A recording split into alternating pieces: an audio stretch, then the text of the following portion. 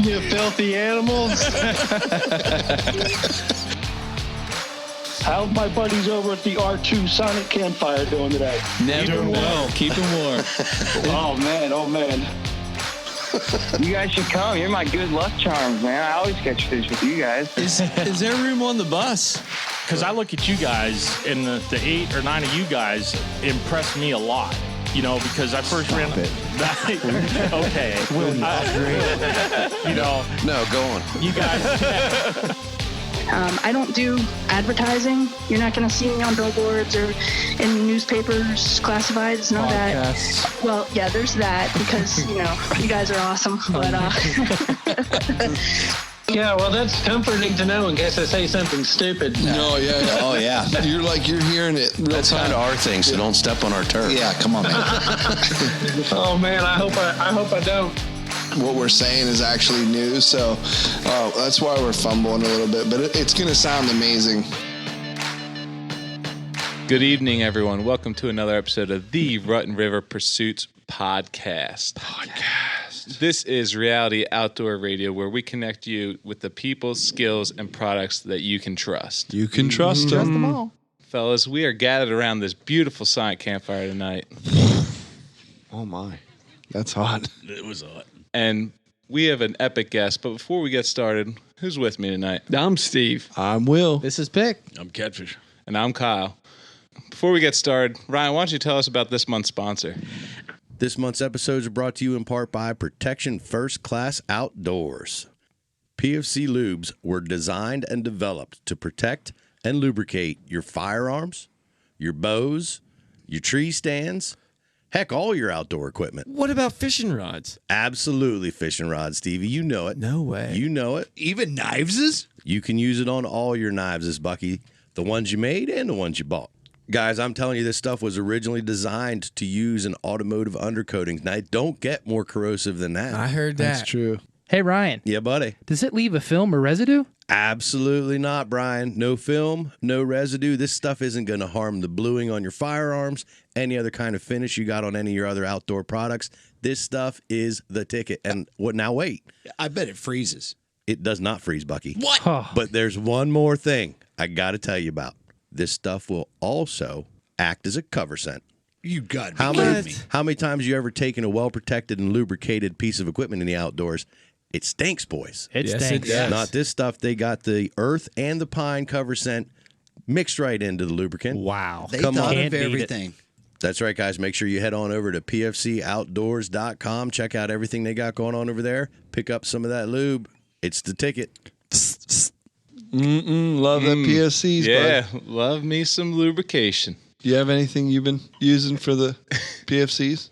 Oh, yeah. I just oiled down my new hunting rifle. What's and new about it? It's newly purchased. Really? Yeah. I bought a 6. Tika T3 in 308 chamber. Oh, I thought you were looking at the 6.5s. No. Just went. 308's pretty nice. Yeah. Okay. Fellas.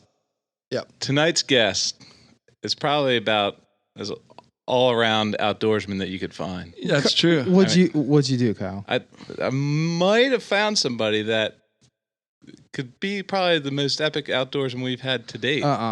Bold statement. That's a bold statement, Cotton. I know. Let's see how it works out.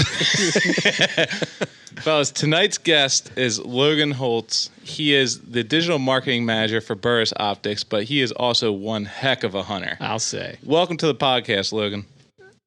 Hey, thanks, guys. That was a lot of hype. So, Hey, don't let me down. You need to back it up here. Yeah, hopefully you didn't, make any bets on that or anything. But. I think there's an over-under of about 20 right now. I never understood that anyway. So Neither did I. I just under. made that up. either one. How you doing, Logan? I'm doing great, guys. How are you? Good. Doing good. Thanks for joining us. What are you up to out there? Man, this is it's an interesting time of year for me, especially like these 2 weeks, because we have something called a split out here for ducks. So I'm sitting here. I mean, right now I'm at work, working away. Yeah. But this weekend I'm sitting there like, kind of like, it's the duck split. I can't hunt ducks. What do I do? Do I go up to Nebraska and hunt mule deer with a muzzleloader? Do I try to crush geese in the front range? Do I go into the mountains? Oh my. Geese. Man, what do I do? Sounds like a real terrible decision that you have to make. Man, decisions are tough, but it's all fun. It's all fun, but yeah, I mean, sometimes it is hard. You're like, man, what do I want to do? So, Logan, where are you for folks that don't know? Where's out there? So, out there, yeah. I'm out there. I live in Lafayette, Colorado, which is right between Denver and Boulder. Oh my! And then right now, like I said, and right now I'm at work, which is Burris Optics. We're headquartered in Greeley, Colorado, which is north of Denver. So he's the dude you tell me about. These guys it's my lunchtime, I'm going skiing. Yeah. Some of the most fabulous places on earth to ski. Yeah. Skiing, snowmobiling. Mm-hmm. Hunting. Lots of hunting, yeah. So what did you do last weekend? Last weekend was actually the holiday weekend, so I was really fortunate. Everybody had a bunch of time off. So yeah. I moved out here after college. I don't have any family out here, so got to I actually came home from Wisconsin. I was back there for our rifle deer season and some bow hunting, and then came back here for the holiday and spent the time with friends and my girlfriend, fiance now. Sorry. Oh, congratulations! Yeah, congratulations. Taking it to the next level. Thanks, guys. Yeah, so they say my hunting days are limited, but I'm still trying to fight that one off. You got it. There's always negotiations. Since you brought it up, can I ask you about Wisconsin rifle season? Yeah, man, absolutely. So Wisconsin, Michigan, Pennsylvania, lots of heritage and rifle seasons. Do you guys have any a must do every opening morning, things like that? Do you guys have any odd things that's like in your state? Oh, yeah, absolutely, man. So that's the reason. First of all, started off by, I go back every year for deer season. That's the one time I go home. I don't go home for Christmas. I don't go home for Easter. I don't go home for Thanksgiving. And what's funny? All of my friends and family, it's the same thing. Everybody's back for deer season. That's when everybody's home. So culturally, I have goosebumps right now. Culturally, deer hunting in Wisconsin is literally a way of life. That's why I asked. I figured it was, yeah. Yeah, it's cool, man. And I forget what the exact numbers are, but it's 600,000 hunters take to the woods on opening morning in Wisconsin every year for deer season. Wow. It's only a 9-day season, so everybody hits it, and they hit it hard. And then, for opening day, everybody will sit. And then after that, it's mostly deer drives because I'm in north central Wisconsin and big woods. And there's so much culture behind the drives, and some people just don't understand that style of hunting. But for us, it's kind of how we grew up. And I mean, there's tons of culture around the hunt. I mean, the night before, sharing stories, playing cribbage, drinking way too much. I mean, it's all part of it, man. It's a lot of good fun. I missed out. What is cribbage? Cribbage is an old school card game with a pegboard, and then you basically make points off of 15s and runs and pairs, and you race around a little track and. Yeah. Yep. Now, Logan, do you guys have a big deer camp culture there? I know PA, I know Michigan, guys have big deer camp culture where they're traveling a couple hours to a camp. Is that similar to Wisconsin, or do you guys kind of just hunt what's local to you? Yeah, I mean, we call it deer camp. A lot of people have cabins, little small cabins tucked away way in the woods, and that's where all the guys show up, and I shouldn't just say guys because now it's, guys and girls, but everybody shows up. And I mean, like I said, you'll show up a couple of days beforehand, make sure all the stands are right. And a lot of them are super old stands, literally generational stands. So the deer I killed, my first deer, I killed it out of a stand that my great grandpa built. Wow. So generations. No of way. And it's wooden, right? So you have to check these stands, make sure they're not all rotted through, literally replace boards. And so, I mean, you get there the night, a couple days before, make sure everything's right. And then, the whole night before, it's just a big party celebration. Everybody's back together, telling stories of the past. And it's definitely a deer camp atmosphere. It's not like out here in Colorado where it's a wall tent style camp, although some people do that on the public, especially some of the stuff in the big woods up north you really have to bike or hike into or even boat into. I mean, mostly is, there's a lot of water in Wisconsin, a lot of rivers, creeks, lakes, and you can get around a lot better by canoe or kayak than you can by walking. So people will boat into places. Don't catfish with a good time. Some of those, if you get back in there too, where a lot of other people don't get back into that far, and you find an old fallen down wooden stand that has been there forever, it's there for a reason. Yeah. Some old timer took the time to take the lumber out there to put it there. You should scout that area. Yeah. You got it. And the bottom of the stand probably has rubs on it. I mean, it's like, yeah, it's some of those areas are gnarly, and what we call that is we call them swamp donkeys up in Wisconsin. They're really big old bucks, and they just get old and gnarly, and they're smart, man. And yeah, you get back in that habitat where they've grown old for a reason, and it's a special place. That's for sure. Absolutely. So Logan, does your season come in at the same time every year? Is there in Pennsylvania, it was, the first Monday after Thanksgiving, except for this year, but is that the same case in Wisconsin? Yeah, in Wisconsin, it's always the opening weekend is the weekend before Thanksgiving. Okay. So it's open that weekend. It's open all the way through Thanksgiving week, and then the closing weekend is the weekend after Thanksgiving. So that's great with the holiday then, and a lot of businesses closed. You guys get a lot of time to get out into the woods. That's awesome. Exactly, and actually, when we were kids, they used to give off the whole week of school. All the kids got off school, and still most schools still do that. So like my brothers and sisters don't have to go to school that whole week because it's deer season. So again, that just kind of ties into the culture of it and how literally in my area of Wisconsin, it's subsistence hunting. I mean, there are people, you do shoot big deer every now and then, you get the swampers that come out of nowhere, but in general, if it's brown, it's down, people are shooting to fill the freezer, and I have absolutely no problem with that. That's how I grew up hunting. So. Yeah. What are your bag limits? Are they, fairly numerous, or, as far as buck to doe, how many can you harvest in a season? It changes, man. When I was really little, you literally had to put in for a party doe tag. So everybody could shoot one buck, and then you had to get like 5 people together to shoot one doe. Then it changed.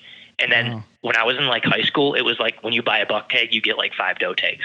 Huh. And then now it's like, I think it's down to 1. When you buy a buck tag, you get a doe tag, and then you can buy a bonus doe tag if you want. Okay. All right.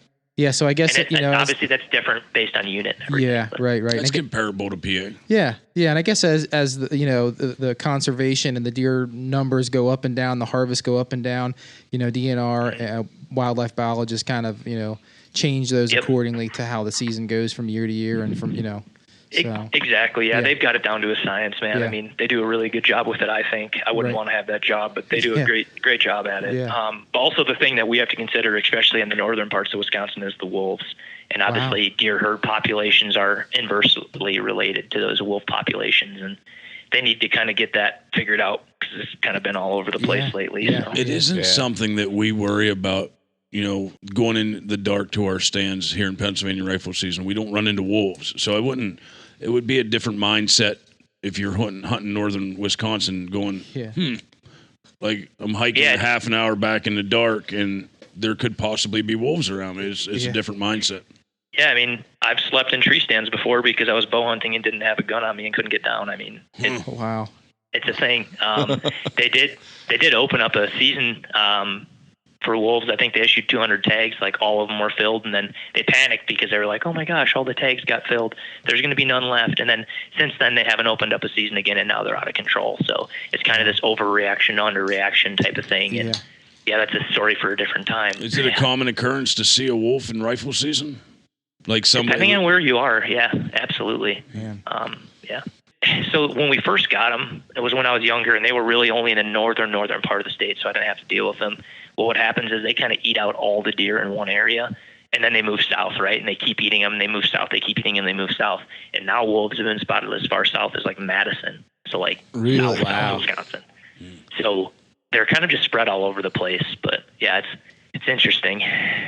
I think that it's really cool how you can find a lot of similarities between Wisconsin, Michigan, and Pennsylvania hunting. As far as tradition and deer camps and drives. Deer drives are something Pennsylvania is very common with. Yep. Well, you guys even have bear drives there. We do. Yeah. Oh yeah. Yeah. We're familiar with drives. Yeah, I've got some buddies in Pennsylvania, the Price brothers, and they are bear driving fanatics, man. Yeah, I've been seeing that. I've been watching them on the Instagram and stuff. They're animals. They got bear pictures animals. all the time. That's a good word. Yeah, that's their thing, man. Like they deer hunt and stuff too, but like bear hunting is their thing. So well, if you're doing that, you don't need a treadmill or a bike, or that'll make your legs strong quick. Oh yeah. Yeah, that's like out here, big game hunting out here in Colorado will tear you up. When did you make the move to Colorado? Yeah, so I went to school at the University of Wisconsin, and out of college, I was just trying to figure out what I wanted to do with my life, right? Like most people, I kind of had no clue, and I went to school for marketing, and I was interviewing at a couple different places, and basically one of the places I got a job offer was Cabela's, and I would never bat an eyelash after that. I was packing my bags once I got that offer, and at the time, me and my fiance had only been dating for a couple of months, but I was like, you know what? I think we should just try it out. Let's move out west together. We packed a U-Haul, tied her car to the back, and sent it. And I was going to ask if it was like a Sprinter van with a bed in the back. U-Haul rental. And so then we lived in Sydney, Nebraska for a couple of years working at Cabela's headquarters. And then I transferred down to Cabela's digital team, which was in Denver. And that's how I ended up here. That's awesome. Outstanding. Now, dreams do come true. Absolutely. So would you say that, your love for the outdoors kind of fueled your kind of career paths with the companies and that you've worked for? Yeah, I pretty much, after working for Cabela's, I can't imagine not working for an outdoor company. So I've made sacrifices. Don't get me wrong. I've taken pay cuts. I've worked longer hours. I've done all kinds of stuff just so I can stay working for an outdoor company because it is what I love, and it makes going to work a little bit more enjoyable. And I think it really, honestly, makes me a little bit better at what I do too, just because I'm doing it all the time. Yeah. So it's not, I never have to look something up, right? It's all just I just know it. I call that Thursday. Yeah. Logan, you mind telling us just a little bit about, kind of Burris themselves, how they got started and, where they're currently at in the optics industry? Yeah, absolutely. So Burris is one of the oldest optics companies in the country. How it started was our founder, Burris, he was actually an engineer at Redfield Scopes, which was down in Denver. Mm-hmm. And he basically realized that he could just build a better optic. And so he set off and started his own company. And that's how Burris was born. And we started with the full field scope, which we still actually have today. It's kind of one of our lower tier budget scopes, and it's a phenomenal scope for the price point. It was the first ever scope to have a truly full field of view. In the old scopes, when you used to look through them, and I don't know if you guys have ever looked through older scopes, but they're super narrow, still got tiny little windows. And the eye relief is terrible. Your eye has to be in the perfect spot, otherwise you can't see anything. They're on our 22s. He figured out how to make it. Yeah, so he figured out how to make it more forgiving, and so he's got, that's the full field started it all, and then obviously the Eliminator is really what set us apart from everybody. Right, sure. And that's the scope with the rangefinder built into it, and then a ballistic calculator, so it gives you an exact holdover point. And that one we launched that 10 years ago, believe it or not. That's crazy. Wow. That seems like that technology was ahead of its time. Way ahead. Yeah. Way ahead, yeah. Does Burris have a time machine? Mm-hmm. Do they have a time machine? That's a great question. If they do, I don't know about it, but I wish I had it. Tell us a little more about that. That just is, as an engineer, that's a really interesting, incredible product. Stevie dabbles in engineering a little bit. I dabble a little in engineering. Yeah, it's fascinating, man. I also am very interested in engineering. I wouldn't call myself one by any means, but it is fascinating how it works, and it's actually pretty simple, and I think that's the beauty in it. So yeah, basically it's just a rifle scope, right, that has a rangefinder inside of it, and when you click a button, it sends a signal out, captures the signal back, tells you the exact distance. So now that it has the distance, it needs to figure out some type of information, right, to get this exact holdover point. Right. And how that is programmed is really simple. So we have a ballistic services tool on our website, and you go in there and you say, okay, let's say I'm shooting a rifle what you just said. You just got a brand new 308, right? And Tika T3. Yep. That, by the way, excellent choice on that. That's a stellar gun. Stellar choice. So what you would do is you go shoot your Tika T3 at the range, and you'd figure out what your muzzle velocity is. So then in your ballistics tool, you'd say, all right, my muzzle velocity is this. I'm shooting this exact bullet. I'm going to be hunting at this exact elevation and at this exact temperature. And then our website's going to give you a 4-digit code. You just plug that code into the scope and you're done. Wow. It's literally that easy. So when the scope receives that signal back, it then asks itself, all right, what holdover point are we giving them? And that code, essentially, the engineers have figured out exactly how to make that code translate to an exact drop number. Wow. That's crazy. That's awesome. Does that adjust for angularity as well? Yes, it does. Really? Yep. Yeah. So it factors in angle. I And hate then the this other nice scope. thing about that is I don't have it. the other nice thing about it is, right, you zero it at 100 like any other scope. You make your micro adjustments based on, I think it's an 1/8 MOA click instead of 1/4 MOA like most scopes. Nice. But once that crosshairs is set at 100 yards, you're sighted in. So let's say I'm going on a deer hunt in Wisconsin at 800 feet, and then next week I'm in Colorado at 10,000 feet hunting elk, and then at next week I'm in Nebraska hunting antelope at 5,000 feet.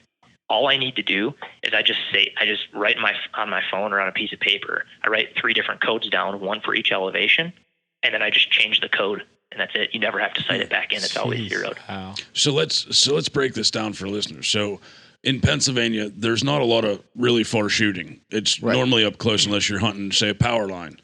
But if we're hunting a power line and, deer come out at, 50 to 100 yards, it's a typical Pennsylvania rifle with this scope on it. But if it comes out at that third telephone pole at 380 yards, this scope will actually tell me where to hold. Yes, sir. Yeah. So when it comes out, there's a button on the side of the scope, and there's also a model that has a remote cable. So that button will be mounted on your stock, right? So you're in your gun, you're on your cheek rest, you're looking through the scope. You put that crosshairs right on the deer, and you click the button, and it'll tell you that deer is exactly to the yard. It'll 385 yards. Right. And then as soon as it says that, it also lights up a red LED on the south end of that crosshair. So just like there's BDC marks on some scopes, you slide that red dot up, and that red dot is exactly where your bullets can impact. So now it's on you to put that red dot exactly where you want it to go and make a good shot. Christmas is coming. I'm just saying. And this is 10 years old. Logan. Yeah, that's what's crazy. That's what blows people. Some people are just finding out about it in the last couple of years, and they're like, dang, that's so cool. And you're like, yeah, well, we've had it for 10 years, believe it or not. Yeah. So that's the other good thing is we've worked out all the bugs. It's been out in the field for 10 years, getting improved on. And I mean, the thing is rock solid. That's one thing that I'm very pro eliminator, right? I'm pro technology in scopes because I do think it makes it that much more ethical, right? Oh yeah. There is There is no more guessing of yardage. Like it's hard enough if you bow hunt a lot, it's hard to guess yardage because the size of the target changes. If you were always hunting a whitetail, it wouldn't be that hard. But when you go from elk to whitetail to antelope, they're different sizes, and that throws you off. Yeah. And then with topography, it throws you off. So it's hard enough with a bow inside of 100. When you start trying to guess distance for rifle shooting, it is a crapshoot, man. Yeah. So to know your exact distance and then to know your exact holdover is huge. So I have to tell a little story really quickly. Last year at ATA, I met Morpheus. Mm-hmm. He was there at the Burris booth to meet the Oracle. From the Matrix. The same technology that we're talking about in the Eliminator is also in a bow sight. Yes, sir. Say what? Like you said, Morpheus. So it was cool running into Keanu Reeves at the Burris thing. Oh yeah, who would have expected that? Yeah. He would need to see the Oracle. Who didn't? Everyone was there to see the Oracle. Yeah, it was cool, man. The booth was busy last year, that's for sure. Logan, do you mind telling us a little bit about the Oracle site? No, not at all, man. So that is literally the Eliminator in a bow sight. Like that's the easiest way to say it. It is a bow sight that has a rangefinder built into it. Except in that there's no glass, right? So there's no glass that can scratch, fog, glare, break if you drop it out of your tree stand, so on and so forth. And we always joke around actually at Burris, right? Because we're a rifle scope, binocular, spotting scope company. So people expect us to be like only gun shooters. And we always kind of joke around that pretty much all of us are closet archers. Like we all like behind the curtains are big bow hunters, right? So we've been working on this for a long time. The Oracle's been in the making for over 5 years, and it was just a matter of us getting it perfect before we released it. And our engineers thought of literally everything. I honestly think it's perfect. I had it as a prototype for a year before we released it. Took it all over the country hunting. Oh man! And the thing is it's definitely a game changer, man. It's got a 20-yard fixed pin that's there no matter what. So like, let's say you drop the bow in the water when you're canoeing back in somewhere, your hunt's not over, or your battery dies or whatever. That fixed 20-yard pin is always there. like I said, no glass to scratch, fog, or glare. It calculates angle just like the Eliminator does. So for tree stand hunting, it's perfect. And there's a little button that just mounts to the riser grip of your bow.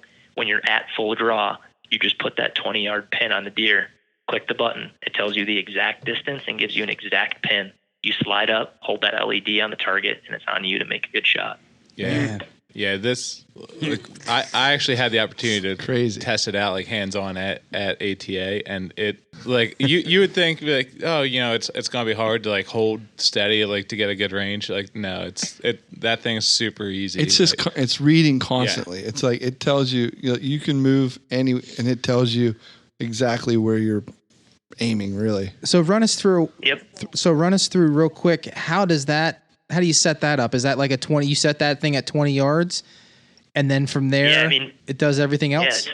Yeah. I mean, again, the beauty of these two products, they are extremely intelligent and complex. Like, they're smarter than me, but they're simple. Like, that's what makes them amazing. Is they're simple. Like, they're simple to set up. They're simple to use.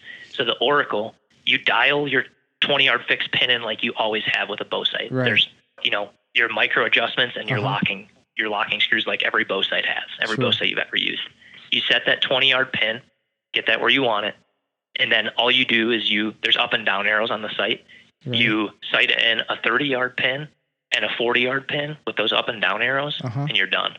Because then the sight knows 3 data points, so it knows your exact trajectory curve out to infinity. It's triangular. So the sight itself doesn't need to know what feet per second you're shooting, because you're technically shooting in 3 pins. You're showing. I was wondering. It's like having the math club in your bow sight. Wow. Yeah. Right on. Yeah, that's a good one. It's actually the chess club, because it's the Eliminator. checkmate. Checkmate.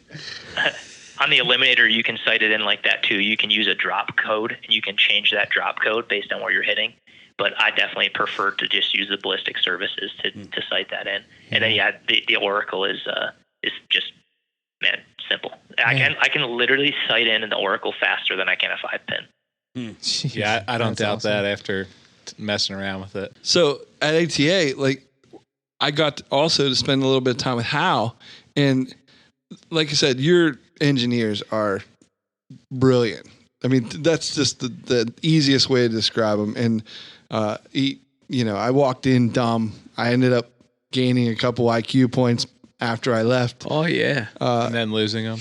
I've lost them since. Yeah, but Hal was great. I mean, he literally took the time, told me, walked me through it. I talked with you for a while, but we walked away like, we have to get Logan or Hal on the show. So I'm glad you did this.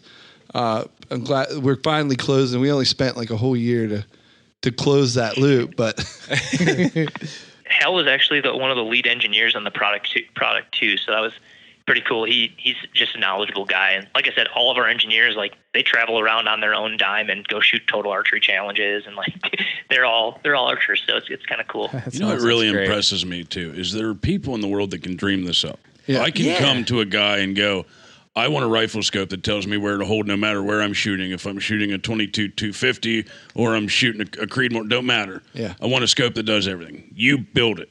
Yeah. The guys who build these things, I don't know how their brain works. Yeah. Because they I don't think they sleep. They're just calculating machines. Yeah. Works a lot different than mine. It's very impressive. It is impressive. They say that, ideas are easy, but like implementation is hard. And I guess that's where engineers come in, right? Like, Absolutely. How does Burris come up with, like, is this from customer feedback, or is this just because your guys are hunters themselves? Is that what causes them to make these technological jumps? Yeah, I think it's just as far as I know, pretty much all these ideas are internal. So I mean, it's just us spending time in the field. I mean, I will say that I'm sitting in the office right now, right? If I look up and down if I walk down my hallway and I turn into any one of these doors, you have like 25 years minimum of hunting experience in any single one of these doors. How could you not love your job? No, I love it. It's awesome. But I mean, I think that's where all the ideas come from, is like, we just spend so much time out there, and eventually you kind of get this harebrained idea, and the only difference is, I guess, when we get a harebrained idea, we just go down to the engineers and then you do something with it. Throw it at them. Do it. Yeah. Wow. You know, they may even have this, but do they have? And if they don't, I want to tell your engineers about it. So you're looking through a really good pair of binoculars, and you know you can adjust both right and left optics to adjust for your eyesight to make it clear. Right. And then you can turn the parallax to make it clear for whatever distance you're looking at. So picture like your modern day camera with digital zoom, where you can zoom in and make something super close. Not only is it in focus, but you can zoom in. Can they not do that with binoculars, or have they done that? Yeah, they have them. So Never mind. What you're talking about is there's two different. Well, I'll explain it real quick because it's kind of interesting. There's two different types of prisms in a binocular. There's a roof prism and there's a poro prism. Those are the two options. A roof prism is where you use a focus wheel, and that's what you're talking about, right? So if you look out further, you have to change the focus wheel to make it in focus. A poro prism is what they call autofocus or infinite focus. So no matter what distance you're looking at, you can be looking at your feet, and then you can look out 900 yards. You never have to touch anything, and it's always in focus. Okay. That's awesome. What cameras use. Cameras are using the combination of a zoom system and the poro prism design. So there's pros and cons to each, right? Poro prism is going to be a little bit heavier. It's also going to be actually more durable because there's less moving parts. Yeah. So it's a pros and cons thing. A lot of the old binoculars, like if you look at Steiner's a really famous company that did a lot of military binoculars for the Army and the Marines military. Those are all poro prisms. So those are autofocus design. So when you pull them up, it's in focus all the Correct. time. All the time. That's crazy. What you do is you set they're called a diopter. So that's what you set to your eyes. Once you set the diopter to your eyes, that's it. They're always in focus. Like I said, whether you're looking at your feet or out 6,000 yards. I'm really far behind in the optics world. I got to catch up. But so the funny thing is that poro prism design, the autofocus, I'll call it for now on, not to confuse people. That autofocus design has been around longer than the roof prism. So it's counterintuitive. This one that seems fancy, right, that is automatically focusing for you, has been around longer and is a more simple design, actually, which is kind of crazy, right? That's the way the technology is, though, and you guys build these things so durable and so tough. I mean, here's the thing. When I was a kid, if you didn't have your glove over your scope and it got wet, you're done. You can't see. Yeah. You're right. In today's age, it's just not so. No, yeah. But you make them so totally right. durable that I'd be afraid that, all right, well, we made these and we had a really good couple years and everybody bought them, but their scopes are going to last forever, so we're done. Like that's It's a problem. Especially when we warranty our forever warranty on all of our products. So even if you shouldn't do that. Like, oh well. Yeah, you shouldn't do that. That was a dumb move. In engineering, they talk about some companies do stuff called designed obsolescence, right? So they literally design stuff to break so they can sell more of it. Yep. I had a Ford once. Which is a super low move, and we clearly don't do that because we warranty all of our stuff for life. So we'd be putting ourselves out of business. Right. You're right on the old scopes, though, man. I used to hunt with a 30-30 growing up in Wisconsin, lever action. Yeah. Everybody did. Yep. Yeah, and that's why mine was a Western field. I don't know if you remember those. I do. We had an over-under mount on all of our guns had over-under mounts, so you could drop your head and be in the iron sights, and that's why, because the scopes were always messing up. Deer drivers, yep. Speaking of deer drivers, and just Logan, I saw something interesting on your Instagram of a rifle that you stalking them a little bit.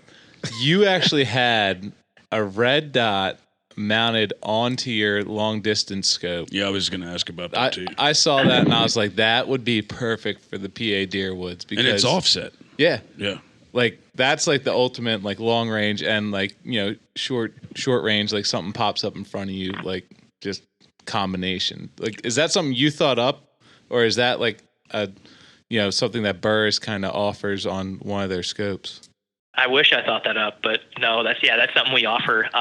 Again, our engineers, this actually came, I think, from one of our competitive shooters. So, before I came to Burris, I really only hunted. And then now I've kind of gotten into this competitive shooting world, and I've done a little bit of 3-gun and some different long range stuff. And that you saw my long range. That's my Bergara, my 6.5. Yep. And on there I have a Veracity 5-25, so a super long range scope. And then what I did is I mounted a fast fire, and we have this mount that goes around a scope tube, right? So it clamps to the scope tube, and you mount our fast fire red dot to the scope. That's and I sweet. offset it at 45 degrees. So without breaking cheek weld, right, I can be looking through that scope. And let's say I'm running like a team steel match. I'm shooting long range, and I'm running from one position to the next position. Well, when I get to that first position, let's say they threw a couple of steel pieces really close, which sometimes they do. Rather than trying to find it at 5 power because it's super close, it's hard to do. I literally don't even have to break my cheek weld. I just tilt the gun. I'm still on cheek weld at 45 looking through the red dot, and I hit both targets real quick and then move on. That's cool. That's awesome. Yeah. I have the Fast Fire 2 for my my turkey gun, and it's bulletproof. I first saw it on the Benelli site. I had it on their turkey spec gun, and it was no question about it. Like, I had to get it too because it was on that gun. So, I love that site. Are awesome. Yeah, it's super clean. You can put them on anything. Yeah, you can put them on anything too. They're so versatile. I mean, in the last year, I've had my fast fire on my shotgun. I shot a double up in South Dakota during a blizzard with it. I've had it on my spotting scope because our spotting scope allows a red dot to be attached to it. Again, just so you don't have to zoom in and out all the time. It's really nice, and that we're the only company that does that, so that's kind of a good little feature. I've had it on my long range gun. I've had it on carbines.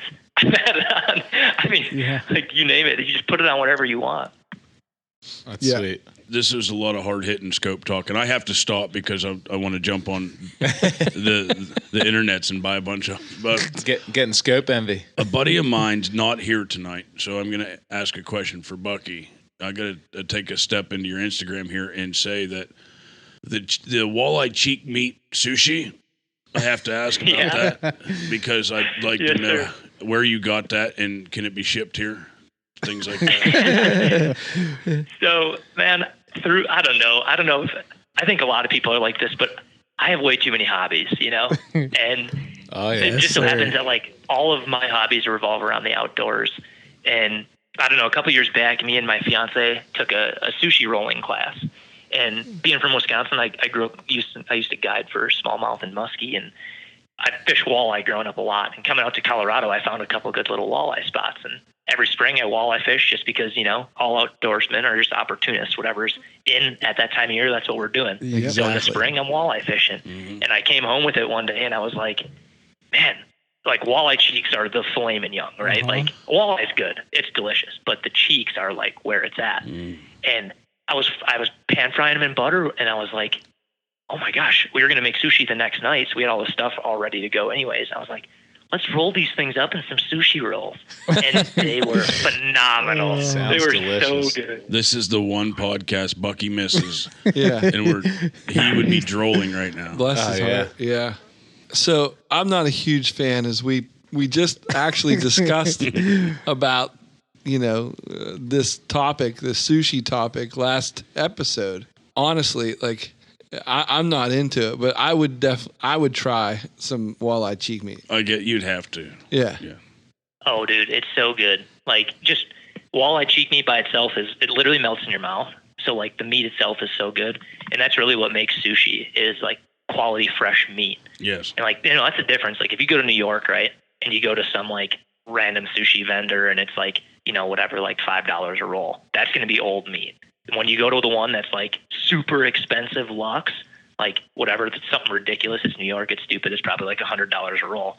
That's like so fresh, it's literally being flown in on a plane. Right. So that's the difference between like super high quality sushi and like low quality sushi. And as outdoorsmen, right, we don't have to pay that premium because we're bringing it in every day anyway. Right. Yeah. So why not just roll it up and get it for free, right? I like it. Catfish, what kind of quality are you eating? Well, the snakehead. I'm going to get some snakehead sushi going now. Oh. Logan, other than walleye cheek meat, what's your favorite type of fish to make sushi with? Oh, man. When we go up to Alaska, we come back with, everything is good. And you get a feel for, like, what to put in it, right? Because sushi is a combination of different vegetables, rice, and then meat. So you kind of just play with it and figure out what works best. But I really like lingcod. That's probably one of my favorite fish. They are ugly. Mm-hmm. They are sinfully ugly and sinfully good. It's like that. All the ugliest fish in the world taste the best. It's true. Yeah, and they live in like 700 feet of water. So it's like crabs too. They look really ugly. They're delicious. Which is like 40 feet off the dock in Alaska. It just goes straight down 40 yards. Since you brought up fishing, here we go. Stevie's awake. There's some pictures of. I'm starting to get into ice fishing mode here. We're not there yet. We're not there yet, but it's starting. It's closer. It's it was a month ago. Yeah. We were ice fishing. I think the end of December last year. So it's not that far away, at least to where we're at. Can you make sushi out of bluegills? I'll help you out. Yeah, absolutely, you could. Do you? What's Colorado like for ice fishing? Like I would have never put those two together for whatever reason, but that just seems like that is probably a pretty amazing place to do that. Most people don't ice fish out here. I will say that. And you can't blame them. In the winter, there's a lot of cool stuff to do other than ice fish. I mean, you can go up and snowboard or ski or snowmobile. That sounds boring. I don't have the money for a snowmobile, and just this is me. Call me weird. I don't know, but when I go outside, I like to be with just me and the outdoors, and ski resorts tend to be filled with people. Yeah. So no, thank you. I hear what you're saying, but I got inspired whenever I was in Utah to go snowmobiling because I saw you were backcountry snowmobiling, which I didn't backcountry snowmobile. I just they don't try to derail this from an ice fishing talk into a snowmobiling talk. But I just don't want him cheaping I don't know about the snowmobile. No, I'm 100% with him on that. It was epic. No, I'm not saying I don't like snowmobiling because I do love it. I used to race them growing up in Wisconsin. Did you wrecked? Did you wreck in Utah? Oh, multiple times. Like you would give me a snow machine. Hey, put me on anything with an engine, and it's getting wrecked. He said he used to race him. He said he used to race him, so I'm still sure he's pushing the limits of that thing. Yeah. Yeah. Oh, we were having a good time, man. Me and all my buddies I grew up with. It got rowdy. It was fun. That looked awesome. But back to the ice fishing thing. Yeah, we were talking about ice fishing. So, Colorado bluegill. Man, so I grew up in Wisconsin and got spoiled with just awesome ice fishing. Yeah. I just got so addicted to it, and then I moved out here and I was just missing it, and I was like, there's got to be somewhere to go. And on the Front Range of Colorado, most people don't know this, but Colorado is like a desert, man. Like the Front Range where all the cities are, the lakes don't even freeze. Like they may freeze a little bit, but not enough to walk on. And like it may snow, but it melts the next day. So there's no like really ice fishing opportunities along the Front Range. You have to go up into the mountains. And I've just kind of, another thing that now a reason we ice fish so much out here. When I first met my fiance, I won't call her a city girl, right? Because she grew up on a farm, but it was just outside Madison, Wisconsin. And she didn't do a lot of like hunting or fishing type stuff. So when I met her, I was like, well, I'll introduce her to this stuff. We'll see what she likes. And some things I thought she was going to love, she freaking hated. And some things I thought she would hate, she fell in love with. And it made no sense. Like, I'm going to take her fly fishing. She's going to be so pissed off in the first 5 minutes. I'm going to be getting screamed at. And she loved it. And like ice fishing was one of those things. I was like, she's going to be cold. She's going to be miserable. She loved it. So now me and her that's our thing. We go ice fishing together, and we'll backpack on snowshoes into these alpine lakes and fish for lake trout or rainbows and brooks. That's awesome. Yeah, it's fun, man. And it's a lot different because like when we lake trout fish out here, we're fishing in like 100 feet of water. Yeah. So, and what those do you lakes catch? are pretty big. So we target lake trout. Yeah. When we go to the little lakes, like when we're hiking in like 10 miles on snowshoes, we're fishing for brooks and rainbows. And some char, grayling. But when we're fishing the big lakes, we're targeting big lake trout. Where's the wall? I'm sorry. Where's the walleye coming from then? The walleye is on the Front Range, so you can't really ice fish for those. That's kind of a springtime. I got you. Go ahead, Steve. I'm sorry. That's all right. Do you jig for those lake trout, or is that more like a tip up? Yeah, you jig. You could use a tip up, but then you have to remember you'd be hand over handing them for about 100 feet. Oh man, so that'd be a mess. Yeah. But yeah, you spinning reel, jigging them. And in the morning, we start shallow, 10 to 30 feet. That's where you normally get the big ones. And then we move out deeper as the day goes on. Fish inside corners and holes, because that's where they kind of school up the shad. And using big tube jigs, and just anywhere from the bottom to like literally like right below the ice, you'll get them sometimes randomly. I feel like between chase. Yeah, I feel like between Logan and like Carrie and like Anna on Ice and all these, I feel like we're missing out on a world of ice stuff. Yeah. That because we're not west wherever this You're happens. going to get him so jacked up. Will you please not do that? We're talking about Logan right now. I'm sorry. Stevie's going to Here we get go. so fired up. Yeah, we're like so unfortunate with that because the ice is so We get a week random or here. two. Yeah. You can't even plan on it. Like Even at that, though, you know, we're catching panfish and, you know, some stock trout. We don't- Crappies and perch. Yeah. Hey, the good thing you guys got going though is when there is a first ice or when ice comes on and off like that, because that's the storms that cause that ice are also followed with barometric pressure spikes, right? Yeah. That is going to just trigger the fish. So when you do have ice, they're going to be biting like crazy. You just got to get it while you can get it, you know? Yeah, we say that. You got to drop everything. That's what you do. Yeah. Yep.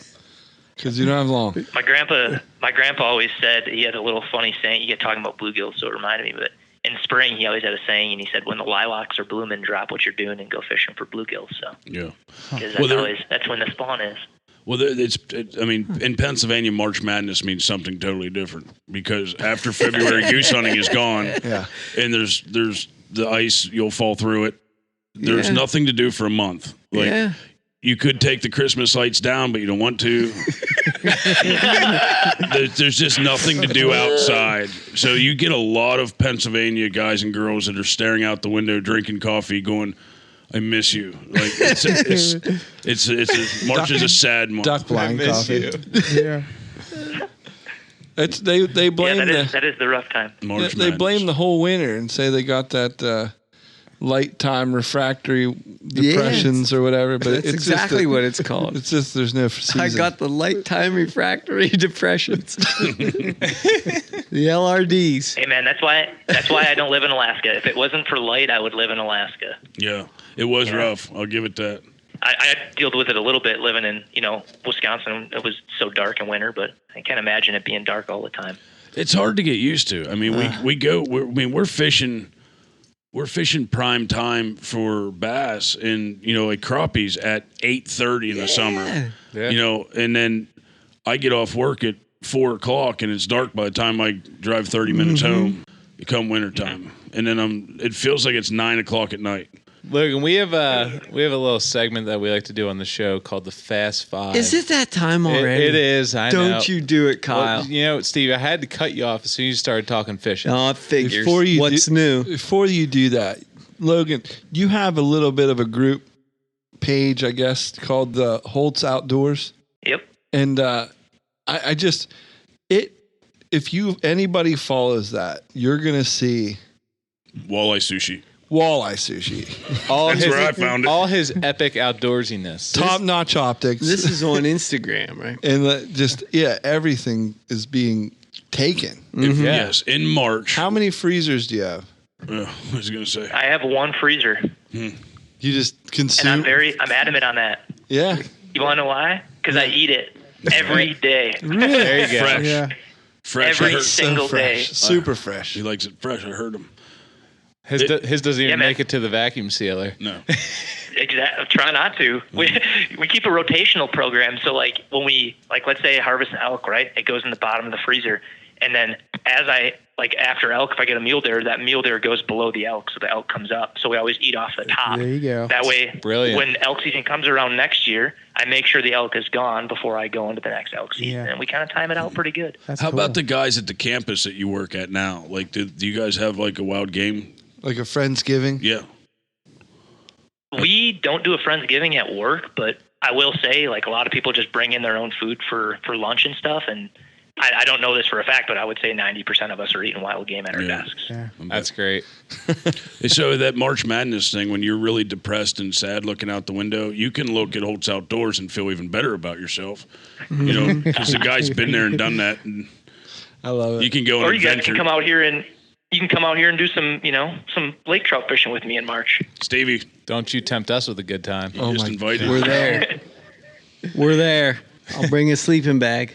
That's right. Yeah, man. I got an extra room in my house. You guys are more than welcome. We don't to even crash. need an extra room. Don't worry about it. That's very generous Yeah, of you. don't get crazy. We don't plan buddy. on sleeping. Yeah. Awesome. But I guess, Kyle, this Not is to be the time. bearer of bad news, guys, but I think it's time for the Fast Five. I love the Fast Five. I love it too, but except just, it's near the end of the show. It's sad because you know you feel like you Should have to we say put it in goodbye the soon. beginning? I tell you That's what. not a bad idea. And then we just A end little it. bit of an icebreaker, no pun intended. I'm a mixture of confused and nervous here. What's this Fast Five? They want to. You'll see. They're trying to Quentin Tarantino. You hear it start to end. Just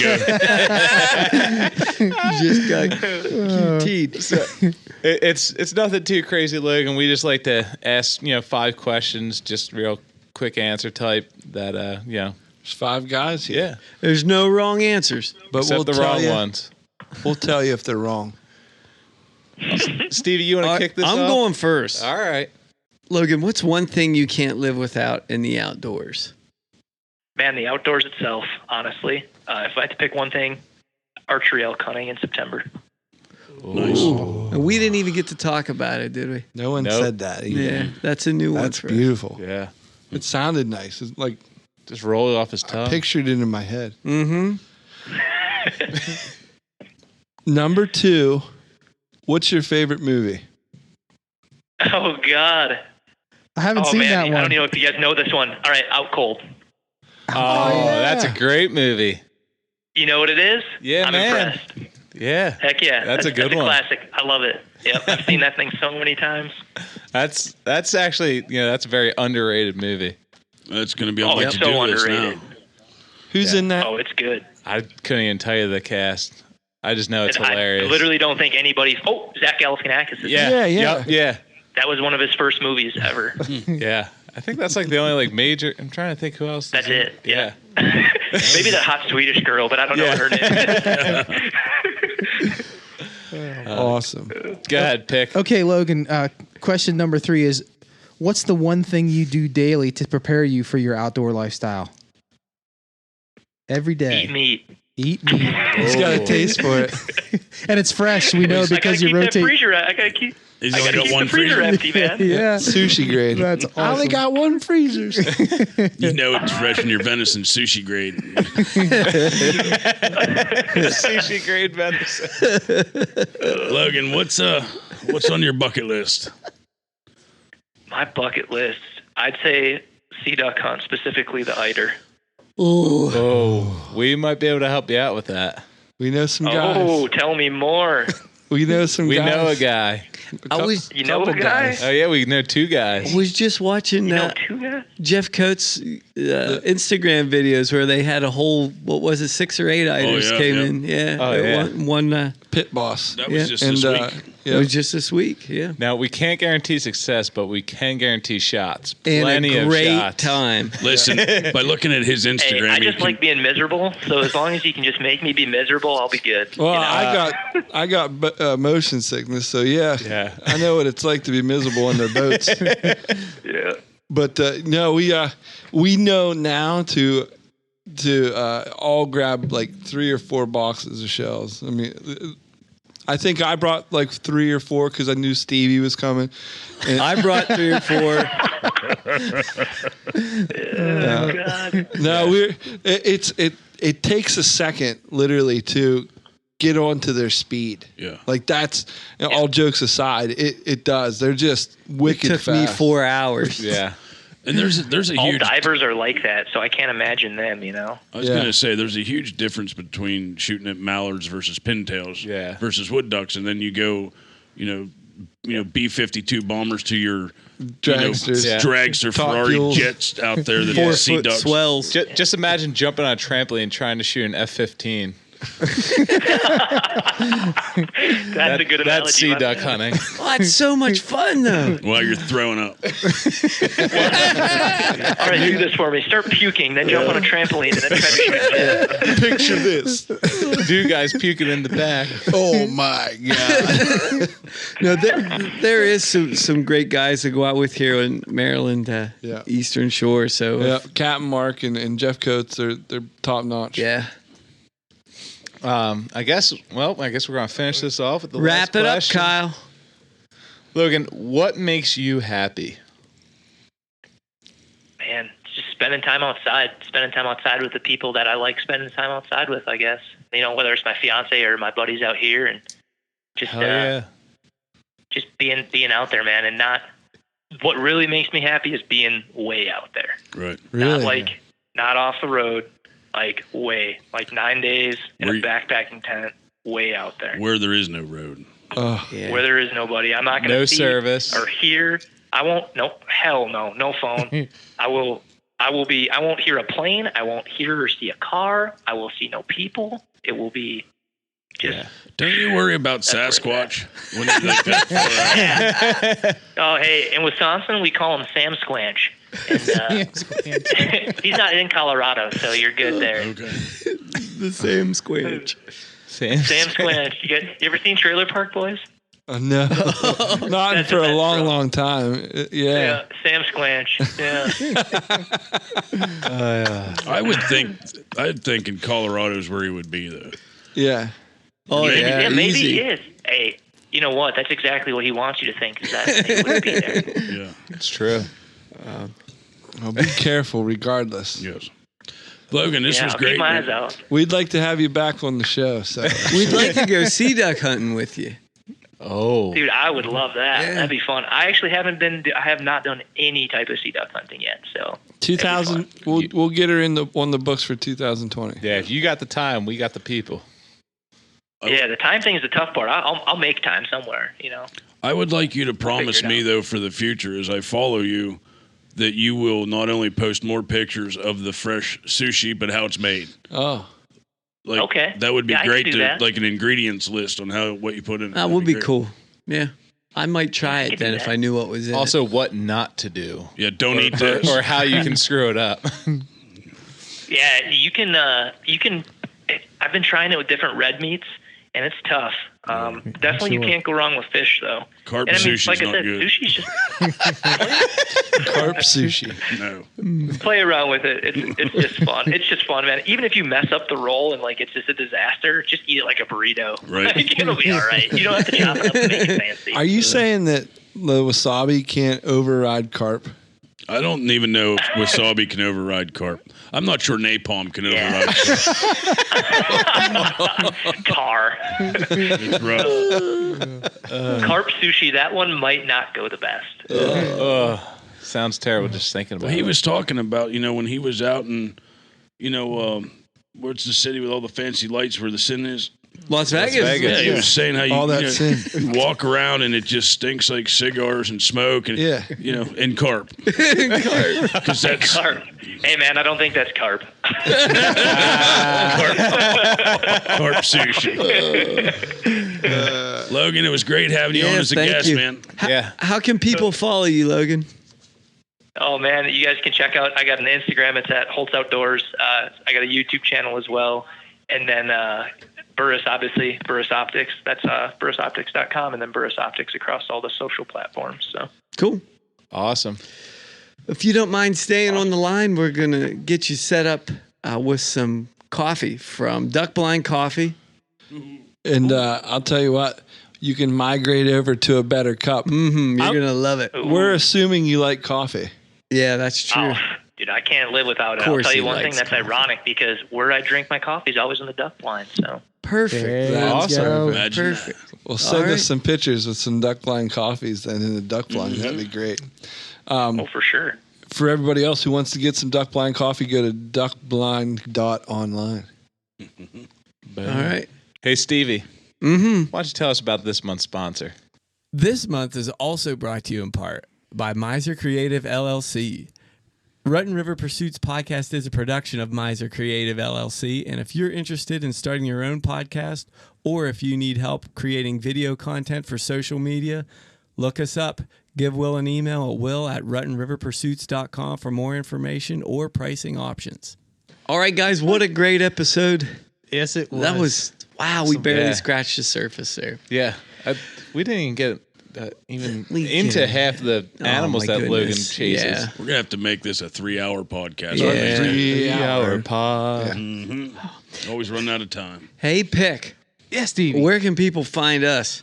They can find us on the World Wide Web www. Rut and River Pursuits. They can find us on all your social media platforms like Facebook, Instagram, and Twitter at Rut and River Pursuits.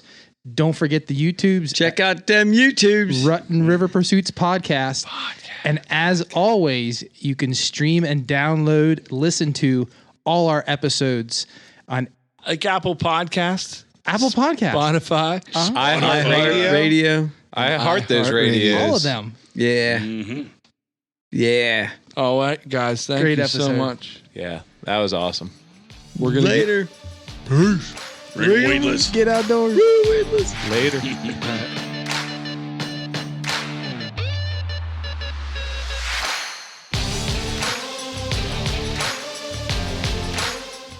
It was the first ever scope to have a truly full field of view. In the old scopes, when you used to look through them, and I don't know if you guys have ever looked through like older scopes, but they're super narrow, Still like got tiny little windows.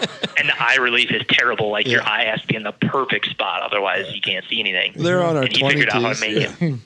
Yeah.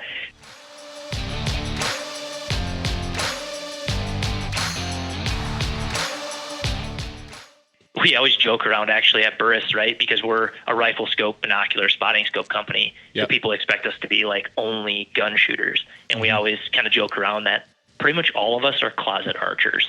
Like we all like behind the curtains are big bow hunters, right?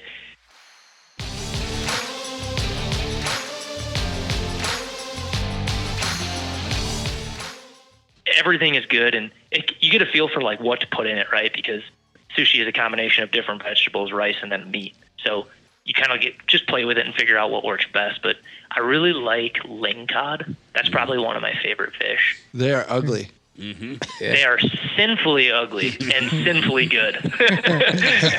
It's like that. All the ugliest fish in the world taste the best. True. Yeah, and they live in like 700 feet of water.